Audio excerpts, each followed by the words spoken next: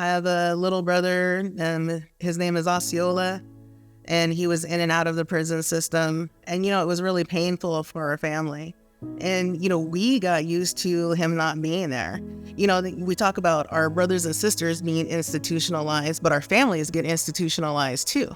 Our little kids know how to go through, the screening to get inside and how to behave when you're in visit and all this other stuff. And, it was him that motivated me. I read this article about reentry in the News Tribune, and I decided, I really wanted to be a part of that. And so I went back to school and I got a job at DOC and started working with the sisters at Washington Correction Center for Women, the Native American Sisterhood. And that's what really opened my mind, my eyes to what was happening within the system that were challenges to our religious freedoms and our religious rights.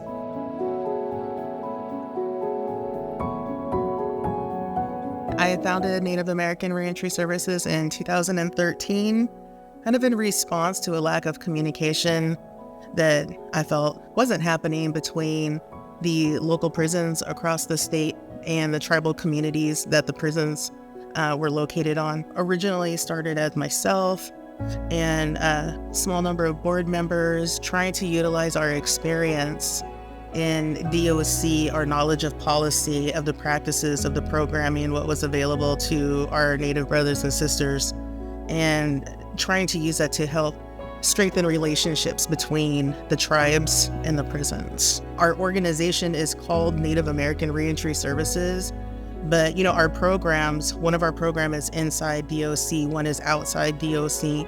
And inside DOC, our circles consist not just of Native American and Alaska Native folks, but Indigenous folks who participate in our work, because Indigenous ways, Indigenous communities, like finds like.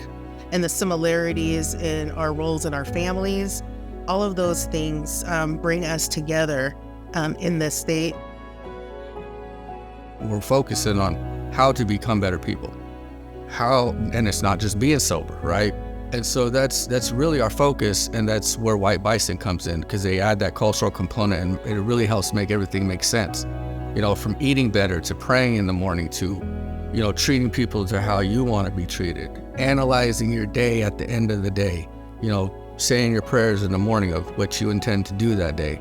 All these things go towards making us better people and more reliable, responsible, and accountable. When people get signed up, they have multiple choices on, things that they want to do. We have a weekly Medicine Wheel 12-step group that we run.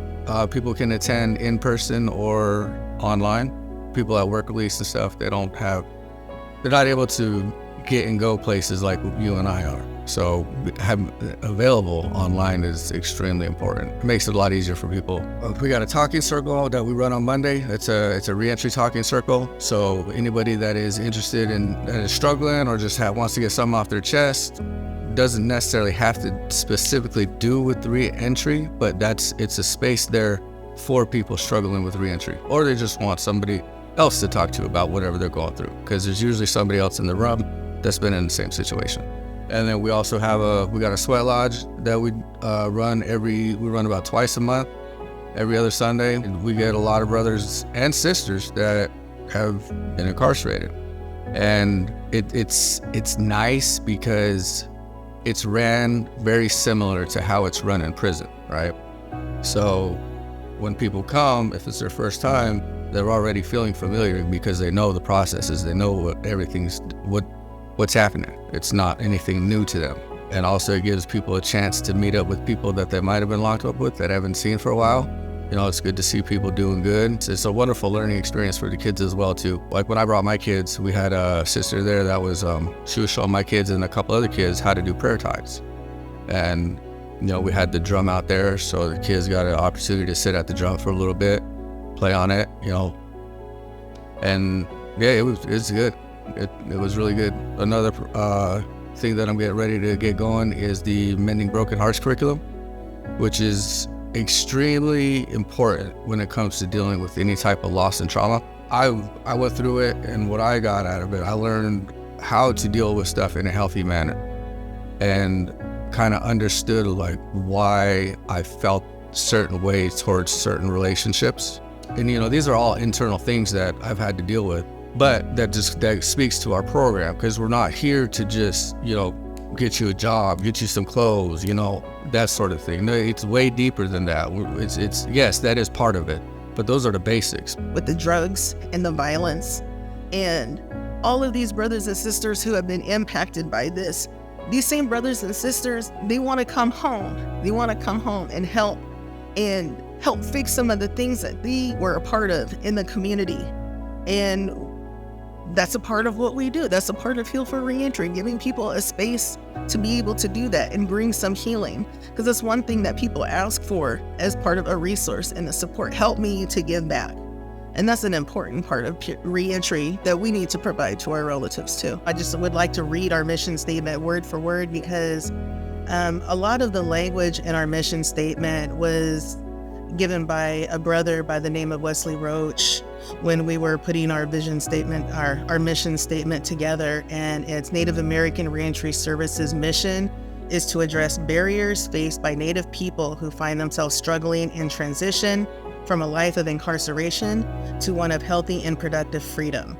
Our goal is to support successful reintegration into Native American and Aboriginal reservation and urban communities and reduce recidivism through Native American and Aboriginal traditional means. When I started this whole thing is I wanted to create a place where I don't have the experience or background of being incarcerated, but I have a loved one, a family member who has, and that's what brought me into this work. And I feel like I want to create a place and a space for brothers and sisters to become employed and do this work too. Because, there's a lot of volunteer opportunities and sponsorships and whatnot, but a lot of people want to be able to make their living and still be able to support the community. And sometimes your history, your background is a challenge. So for us, we kind of flip the script on that. Your qualifier is your experience, the knowledge of going through the system, the knowledge of what happens with our brothers and sisters while they're down, and then coming home and getting healing, doing reentry in a good way and being successful at it. I think that's the priority for our people who are coming on as staff and volunteers, just connecting with others, doing this work through our program. We just want to offer a space for that. That's my vision. That's always been my vision. And I've been blessed to be able to bring on a couple people as staff in the last few years. And, because of what they bring, it's grown. Our contacts, how we do things, how we make decisions, how we look at opportunities, it really impacted how we look at all of those things. And I feel like that really makes us different than a lot of reentry organizations out there. We need a physical presence as an urban Indian community in the city of Tacoma and Pierce County. And, I've been talking with other stakeholders around what does that look like. But, to me, it looks like a space and where people can come, where our brothers and sisters who are doing their own reentry work, it's challenging to find space sometimes to be able to gather.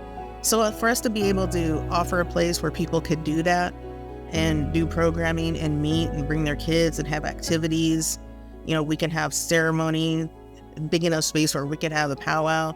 That's something that I would like to see happen in our future. And for us to be able to increase our capacity so that we can dig deeper in, the work that we're trying to do.